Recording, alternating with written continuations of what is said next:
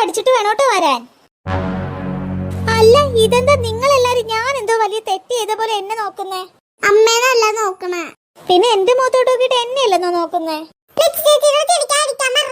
ഓ അപ്പൊ എന്റെ ചിരിയാണ് കാര്യം. എനിക്ക് ചിരിച്ചൂടെ? വേണ്ട, അധികം കളിയാക്കി ചിരിക്കണ്ട കേട്ടോ.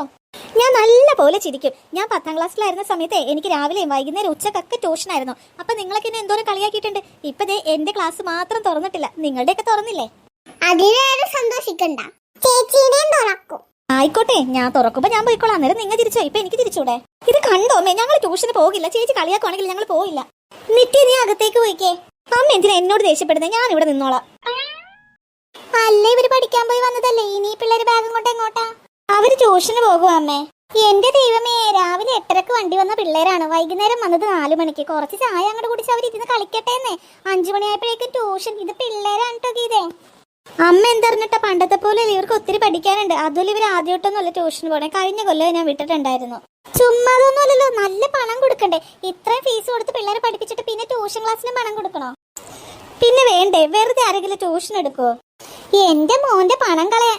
അമ്മ ഇനി അത് പറയണ്ട. ഞങ്ങൾ പണം ഉണ്ടാക്കുന്നത് തന്നെ കുട്ടികളെ പഠിപ്പിക്കാൻ വേണ്ടിട്ടാ. പ്രശ്നം തീർന്നില്ലേ? ഞങ്ങള് എന്താ ചെയ്യണ, നിക്കണോ പോണോ? മര്യാദക്ക് പോയിക്കോളാം. ട്യൂഷന് പോയ എല്ലാരും. ഇന്നിപ്പോ നേരത്തെ വിടുമായിരിക്കും. ഞാൻ ആ മുറ്റത്തോട്ട് ഇറങ്ങി നിക്കാട്ടോ സന്ധ്യയാകുമ്പോ. തുമ്പി ചേച്ചി ഇവിടെ ഇപ്പൊ ഉണ്ടല്ലോ. ആ വാ വാ, എത്ര നാളായി കണ്ടിട്ട്. 2 മാസമായില്ലേ വെക്കേഷൻ എന്ന് പറഞ്ഞ് പോയിട്ട്. ഇടയ്ക്കെങ്കിലും ഇവിടെ വരണോന്ന് ഞാൻ പറഞ്ഞതല്ലേ. കളിച്ചോ, ഇപ്പൊ വെക്കേഷൻ ഒക്കെ തീർന്നല്ലോ, ഇനി പഠിക്കാലോ. അയ്യോ, അമ്മയും തുടങ്ങി ഇത് തന്നെ. ഇവിടെ വരുമ്പോ തുമ്പി ചേച്ചിയും കൂടി ഇങ്ങനെ പറയില്ലേട്ടോ. ഞാൻ വെറുതെ പറഞ്ഞതാ. അല്ല ചേച്ചി എന്താ പതിവില്ലാതെ വഴി വന്ന് നിക്കണേ? നിങ്ങൾ അവിടെ നിന്ന് ഇറങ്ങിയപ്പോഴേ നിങ്ങളുടെ അമ്മ എന്നെ വിളിച്ചായിരുന്നു. നല്ല മടി ഉണ്ടായിരുന്നല്ലേ? ഇങ്ങോട്ട് തന്നെ വരൂ, അത് വേറെ എങ്ങോട്ടെങ്കിലും പോകുമോന്ന് അറിയില്ലല്ലോ. എന്റെ പൊന്നെ, എത്ര മടിയാണെങ്കിലും ഞങ്ങൾ ട്യൂഷന് വരും. അല്ലെങ്കിൽ അമ്മ കൊല്ലും. ആദ്യത്തെ ദിവസമായതുകൊണ്ട് ഒന്നും പഠിപ്പിക്കണ്ടോ. അമ്പടി കള്ളി കൊള്ളാലോ. അതെ, നിങ്ങൾ അകത്തേക്ക് പോയിരുന്നോ? ഒരു പുതിയ കുട്ടി ട്യൂഷന് ചേർന്നിട്ടുണ്ട്. അതുകൊണ്ട് ഞാൻ അതിനെ കാത്തിവിടെ നിൽക്കുക.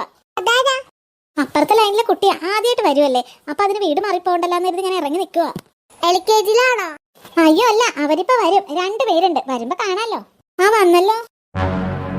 ആ വരൂ വരൂ. തീയക്കുട്ടിയല്ലേ? അതെ അതെ, തീയക്കുട്ടീന്ന് നിങ്ങൾക്ക് അറിയാലേ. തീയക്കുട്ടി മാത്രമല്ല, തീയക്കുട്ടിയുടെ ആന്റിയുടെ മോള് ദിയമോളും കൂടി നമ്മുടെ പുതിയ ട്യൂഷൻ ക്ലാസ്സിലുണ്ട്. തീയക്കുട്ടി, ദിയമോൾ എങ്ങനെയുണ്ട്? ട്യൂഷന് വരാനൊക്കെ സമ്മതിച്ചോ? വീട്ടിൽ വെച്ച് കരഞ്ഞോ? ഇല്ല തുമ്പി ചേച്ചി, ഞാനുള്ളത് കൊണ്ട് ദിയമോള് കരഞ്ഞില്ല. ദിയമോളെ വേറെ ട്യൂഷൻ ക്ലാസ്സിൽ വിട്ടാല് ദിയമോള് കരയും. അതുകൊണ്ടാ സേറ ആന്റി എന്നെ കൂടി തന്നെ ഈ ട്യൂഷൻ ക്ലാസ്സിലേക്ക് വിട്ടത്. ദിയമോളെ, സങ്കടമൊക്കെ മാറിയോ? നമുക്കിവിടെ അടിച്ചു പൊളിക്കണ്ടേ? ആഹാ, മിടിക്കാണല്ലോ.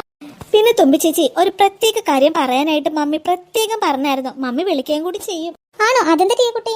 ഒത്തിരി കൾച്ചറലിസ്റ്റ് പിള്ളേരൊക്കെ ഇവിടെ വരുന്നുണ്ടെന്ന് മമ്മിക്ക് അറിയാം. അവരോടൊപ്പം ഇരുത്തി എന്നെ ദിയമോളെ വഷളാക്കരുതെന്ന് മമ്മി പ്രത്യേകം പറഞ്ഞു. അവരേലൊക്കെ ഒത്തിരി ഫീസും തരാന്ന് പറഞ്ഞിട്ടുണ്ട്. അത് തീയക്കുട്ടി, ഇവിടെ വരുന്ന എല്ലാരും ഞാനല്ലേ ശ്രദ്ധിക്കുന്നേ. ഞാൻ എന്തായാലും ആരെയും മോശമാക്കില്ല. പിന്നെ ഫീസ് അതെല്ലാവർക്കും ഒരുപോലെ ആട്ടോ. എന്തായാലും നമുക്ക് അകത്തേക്ക് ഇരിക്കാം. എല്ലാവരും അകത്തോട്ട് വാ. അകത്തേക്ക് വാ ദിയമോളെ. പുറകിൽ നിൽക്കുന്നവരെ കണ്ടോ? അവരോടൊന്നും അറിയാതെ പോലും മിണ്ടിയേക്കല്ലേ. കൾച്ചറലിസ്റ്റ് പീപ്പിളാ. കൾച്ചറലിസ്റ്റ് അവള് എന്റെ വായിരിക്കണ കേക്കണ്ട. നമുക്ക് പറയാലോ ചേച്ചി. മര്യാദ കാണിക്ക്, മര്യാദക്ക്. ആദ്യ ദിവസത്തോടെ ഞാൻ ക്ഷമിച്ചേ. വാ, നമുക്ക് എന്തായാലും അകത്തോട്ട് പോവാം. കുട്ടികളെ, ഇപ്രാവശ്യം നമ്മുടെ ട്യൂഷൻ റൂം ഇതാണ് കേട്ടോ. എപ്പോഴും നമ്മൾ അപ്പുറത്തല്ലേ ഇരിക്കാറുള്ളത്. ഇത്തവണ ഞാൻ ഇങ്ങോട്ട് മാറ്റി. ഇവിടെയോ? അതെ, തീയക്കുട്ടിക്ക് ഇഷ്ടായി. ഞങ്ങൾക്ക് ഇഷ്ടായി. എവിടെ ഇരിക്കും തുമ്പി ചേച്ചി? ഇവിടെ സീറ്റൊന്നും ഇല്ലല്ലോ. അതിനല്ലേ എന്റെ കയ്യിൽ 2 മാറ്റ് ഇരിക്കണേ. നമുക്ക് മാറ്റ് നിലത്തിടാം, എന്നിട്ട് അതിലിരിക്കാം. എന്നാ അങ്ങോട്ട് നീങ്ങി എനിക്ക് കുണുക്കി കുണുക്കാം. നമുക്ക് ആ മാറ്റിൽ കയറി ഇരിക്കാം. വേഗം പിടിച്ചോ. നിങ്ങൾ 3 ഇവിടെ സെറ്റ് ആയല്ലോ. ഇനി ഞാൻ അപ്പുറത്ത് മാറ്റ് വിരിക്കട്ടെ. നോക്കി നിൽക്കാതെ മാറ്റ് ഒന്ന് പിടിച്ച് ഹെൽപ്പ് ചെയ്യേണ്ട തീയക്കുട്ടി. നോ തുമ്പി ചേച്ചി, നോ. അതെന്താ തീയക്കുട്ടി? ഞാൻ പ്രത്യേകം പറഞ്ഞതല്ലേ, ഞങ്ങൾക്ക് പ്രത്യേകം കെയർ വേണം. ഞങ്ങൾ നിലത്തിരുന്ന് പഠിച്ചൊന്നും ശീലിച്ചിട്ടില്ല. ഓ, കൾച്ചറലിസ്റ്റ് ആയവരൊക്കെയാ നിലത്തിരിക്കുന്നേ.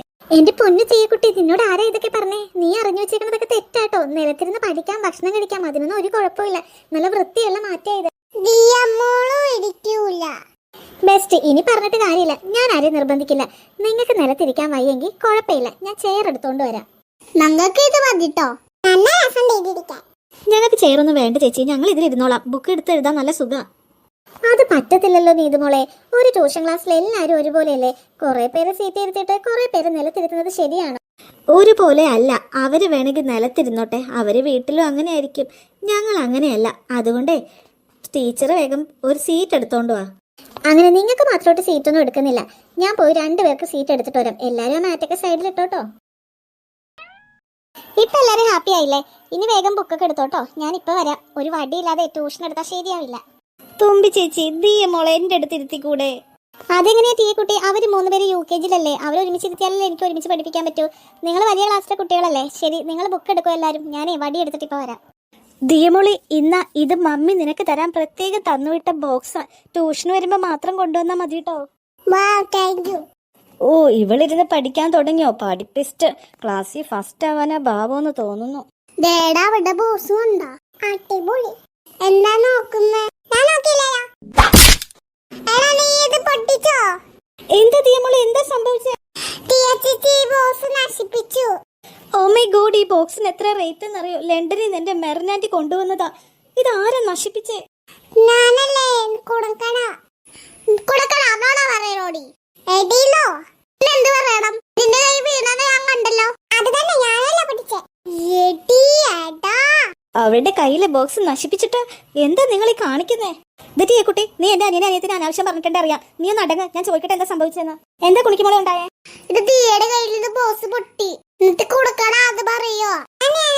ചേച്ചി, നീ കേട്ടല്ലോ, എന്റെ അനിയനും അനിയത്തിയും അല്ല പൊട്ടിച്ചത്. പിന്നെ അവർ അനാവശ്യം പറയാൻ പറ്റില്ല.